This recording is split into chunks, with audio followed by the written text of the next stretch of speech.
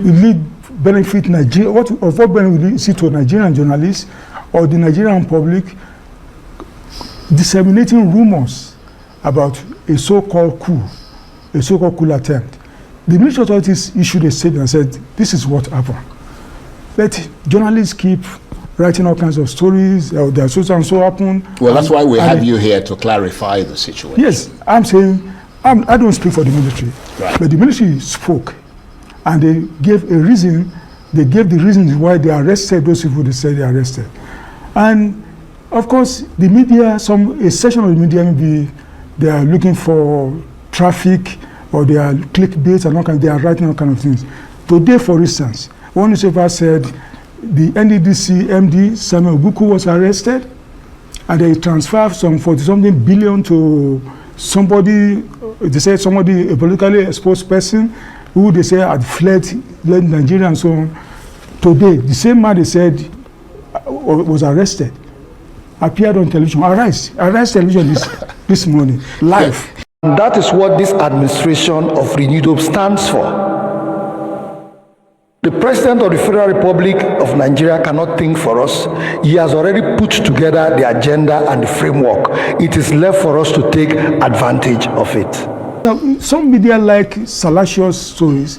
They like something sensational. They keep asking about this alleged coup, this rumor of coup, and I keep telling them, wait for the military authorities. They said they are still investigating. In the first one they issued, they said they are investigating. And why don't you wait? Why don't you wait for official response? And you keep feeding on the same information. I think it was Sarah Reporter that started it. Oh, that was a coup attempt. And everybody started lashing on that. Not all the media. Till today, not all the media have joined all this rumor reporting about a coup or a coup attempt. Not all of them. Some have kept out of it because it's unofficial. People I said the purpose is for them, they are looking for traffic, they are looking for clickbaits. Yeah. And they are promoting something, a story that can be inimical to the economy of our country.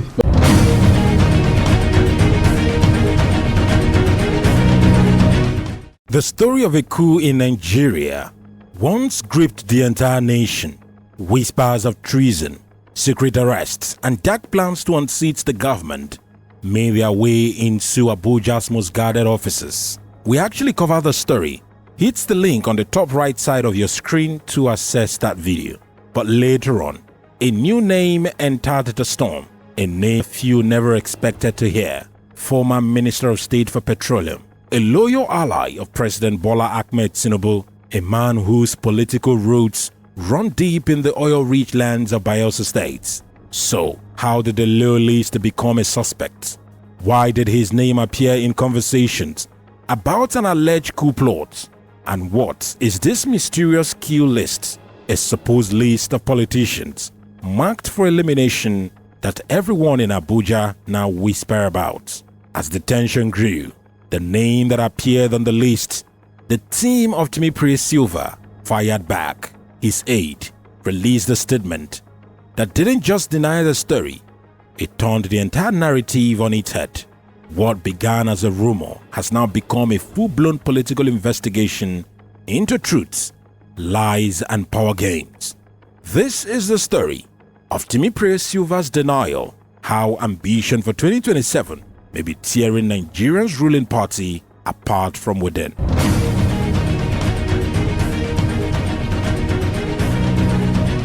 In Nigeria's political circle, Timipre Sylva is not a stranger. He is a man who has walked the long, thorny roads of Nigerian politics, from being governor of Bayelsa State to serving as minister under the Buhari administration, and later as one of Bola Ahmed Tinubu's earliest allies in the South-South. When Tinubu launched his 2023 presidential campaign, Sylva was one of the first to mobilize structures in his support. At the APC Bayelsa expanded stakeholders meeting, Sylva didn't mince words. He told his people to stand behind Bola Ahmed Tinubu completely. No division, no confusion. He led a charge that made the Bayelsa APC one of the first southern chapters to endorse Tinubu, even when the party still struggling to unify across states. So, when news broke that his name was being mentioned in relation to an alleged coup plot, the same coup that shook Abuja weeks ago, it sounded impossible, unbelievable, and even absurd. But in politics, perception often triumphs truth. One whisper can destroy years of loyalty. And that's exactly what Sylva's team was determined to fight. As the rumor spread, linking his name to political conspiracies and suggesting ties to shadowy figures, the reaction inside Bayelsa's APC was one of outrage. Loyalists dismissed it as blackmail. Associates said it was a script written by cowards. And then came the official response, a statement from Sylva's aide that flipped the script entirely.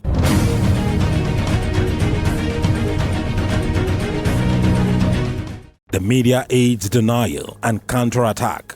The statement was sharp, direct and unapologetic. It read, "His unwavering support for President Bola Ahmed Tinubu is a matter of public record. It remains fresh in our memory how he mobilized the entire Bayelsa APC structure to endorse President Bola Tinubu at the APC Bayelsa Expanded Stakeholders Meeting.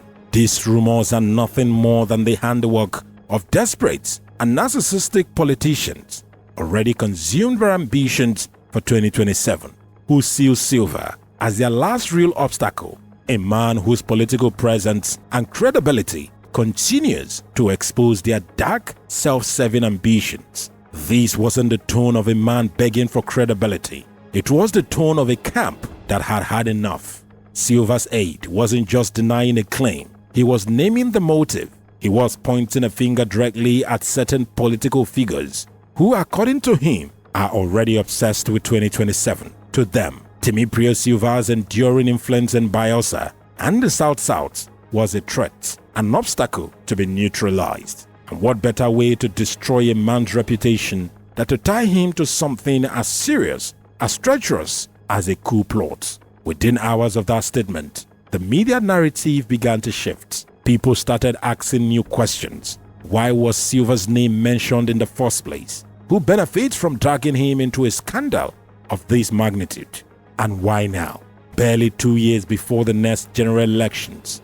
For Sylva's camp, the goal was clear: expose the political sabotage, defend his name, and remind the public of his loyalty to Tinubu's presidency.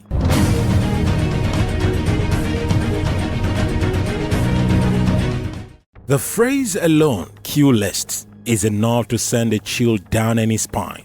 It first appeared on anonymous social media accounts, then on blogs, and then on newspaper platforms. Who claims to have sources? According to the story, there existed a list of top politicians who were allegedly marked for elimination in the chaos that would have followed a successful coup attempt. A list is said to include powerful governors, ministers, and senior figures loyal to Tinubu. The claims spread like wildfire, especially in WhatsApp groups where politicians, aides, and journalists often exchange information. People whispered about it, shared screenshots, speculated about who was on it. But the truth, no credible security agency confirmed its existence. No intelligence report was released to the public. No evidence was ever presented. And somehow, Timipre Sylva's name remained tied to that shadow, not as a target, but as someone allegedly connected to the people behind it. A few political analysts called it a smear campaign. Others said it was a psychological warfare, a distraction meant to confuse the public and hide the deeper battles within the APC. One Abuja insider put it this way: in Nigerian politics, when you can't fight a man publicly, you assassinate his character quietly. That's exactly how this story seems to unfold, not with facts, but with fear.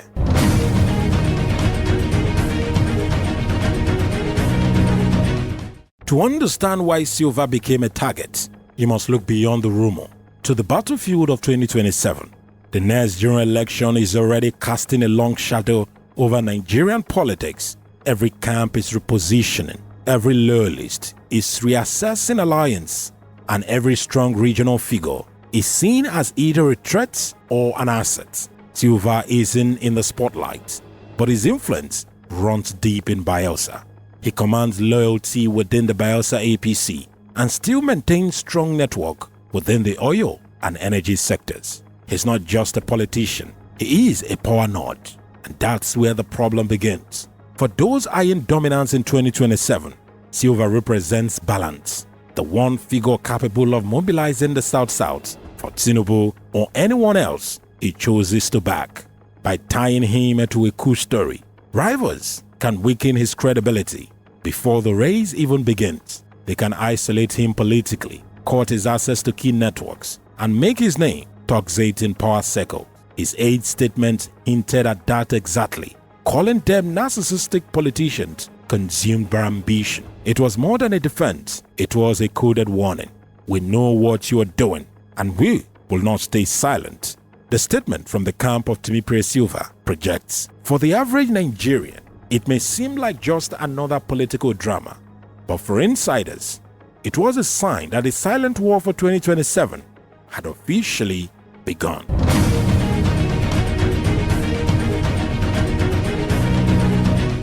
In politics, truth is often irrelevant. What matters is what people believe.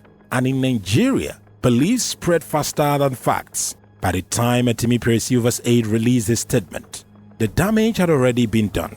Headlines had been written, screenshots had been shared. His name had trended alongside words like treason and coup, even though there was no investigation against him, no evidence connecting him to anything illegal. The perception stuck, if only for a while. That's the real power of propaganda. It doesn't need proof, it just needs attention. That's what makes the story dangerous, not just for Timipre Sylva, but for every political figure in Nigeria today. Because in an era where ambition overshadows principle, anyone can become the next rumor. Behind the scenes, allies of the former minister have continued to damage control, reaching out and reinforcing his reputation as dependable ally. And for other Nigerian politicians, this episode is more than a scandal. It is a warning that politics in Nigeria has evolved from competition to psychological warfare. A war fought not with bullets or ballots, but with whispers, headlines, and viral lies.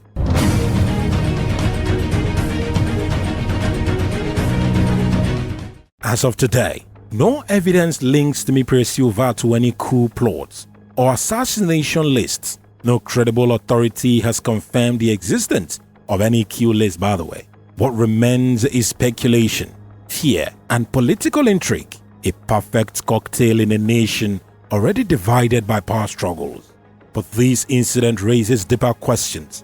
How did we get to a point where loyalty is punished by suspicion? Why do political ambitions now rely on destroying reputations rather than building trust? And most importantly, who really benefits from these dangerous rumors? In the end, perhaps the real coup isn't against Tinubu or the presidency or even the government. Maybe it is against truth itself, because in a country where lies spreads faster than light, silence is no longer golden. It is a political suicide. And now, with the Timipre Sylva's denial, it has done more than clear his name. It has exposed the darker acts of modern Nigerian politics, where enemies does not need guns to fight. They just need a story and a target. So what do you think? Was Timipre Sylva a victim of political sabotage? Share your thoughts below, and if you haven't already, watch our previous documentary made on the coup itself and the allegation leveled against Timipre Sylva. All will be attached at the tail end of this video to understand how this entire storm began. Because in Nigeria, every rumor carries a reason and every silence hides a secret.